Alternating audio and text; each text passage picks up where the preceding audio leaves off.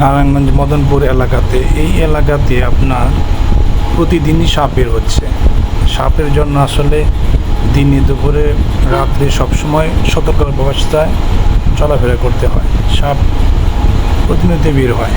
একটা ভয় মাথার মধ্যে কাজ করে। সাপ হলে লাইট, মোবাইলে অন্ধকারে যাওয়ার রিস্ক, আমরা মোবাইলে লাইট জ্বালাই যাই। দিনের বেলা সাপ বের হয়, রাত্রিবেলা সাপ বের হয়। সাপের অতিষ্ঠ এলাকায় আমি যতটুকু জানি, মোটামুটি হঠাৎ করে কেন যেন সাপের উৎপাত বেড়ে গেছে। সব জায়গাতেই সাপ বের হচ্ছে। কালকে গেছিলাম নরসিংদী, সেখানে শুনলাম অনেক সাপ বের হয়। প্রতিদিনই সাপের জানলাকাতে সাপ চলে আসছে। এদিকেও সাপ, এরপরে যে দাসের গাঁও এলাকা সাপ, এদিকে মোটামুটি সব এলাকাতেই একটু সাপের উৎপাত বেড়ে গেছে। সবাই সাবধানে চলাফেরা করবেন, সাপ ওদের সাবধান থাকবেন। কারণ এগুলো বিষাক্ত সাপ, নর্মাল কোনো সাপ না, বিষাক্ত সাপ।